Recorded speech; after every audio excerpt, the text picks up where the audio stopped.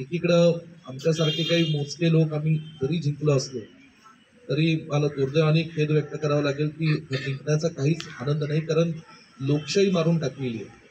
पण लोकशाही कशा पद्धतीने मारली याचं एक उदाहरण गेले काही दिवसांपासून सातत्याने आपल्याला ते वेगवेगळ्या बातम्यांच्या माध्यमातून वृत्तवाहिन्या असतील, वर्तमानपत्रातले काही बातम्या असतील, यातनं आपल्याला लक्षात येतं.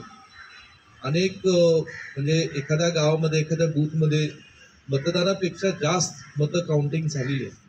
असे काही घटना, काही उदाहरणं ही सातत्याने गेल्या काही दिवसात उघडकीस येत आहेत.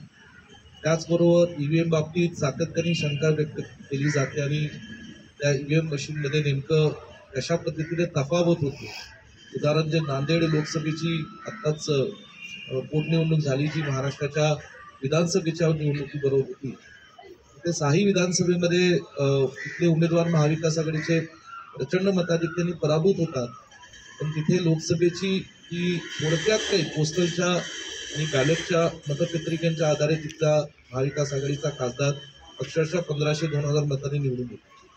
आणि एवढी जी तफावत आहे की विधानसभेत मायनस आणि लोकसभेला तिथं पडलेलं प्लस मतदान, हे राजकारणामध्ये मी एवढे वर्ष काम करतो, एवढी तफावत लोकांमध्येही सहजासहजी होत नसते.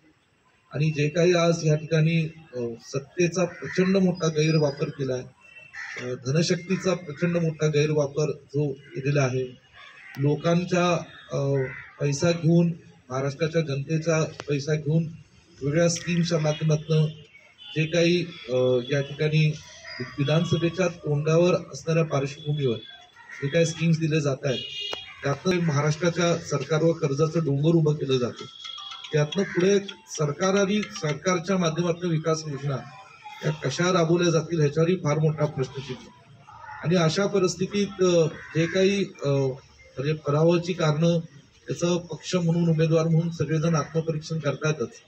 पण अनेक वर्ष ज्या लोकांनी, उमेदवारांनी दिवस रात्र लोकांसाठी काम केलेलं, लोकांच्या सुखदुःखात जी उमेदवार सहभागी झालेले, ज्यांनी विकास कामं तिथे राबवलेली आहेत, पराभव या निवडणुकीत झालेला आहे. म्हणून ते नैतिकतेने आणि भावनिकतेने कुठेतरी ते पटणारं नाही. अशा तरी काहीतरी गडबड आहे, त्याच्या बाबतीत सातत्याने आवाज उठवला जातोय, देश पातळीवर, राज्य पातळीवर. पण असंही आम्हाला दिसून आले की मोठमोठे राज्य, अशा मोठ्या राज्यांमध्ये कुठेतरी ईव्हीएम मॅनिप्युलेशन होत आहे का असं, आणि छोटी राज्य पुन्हा सोडायची आणि मोठी राज्य आपल्या ताब्यात ठेवायची, असं काही होतंय का, असंही थोडं स्ट्रॅटेजिक काही कारस्थान रचलं जातंय का,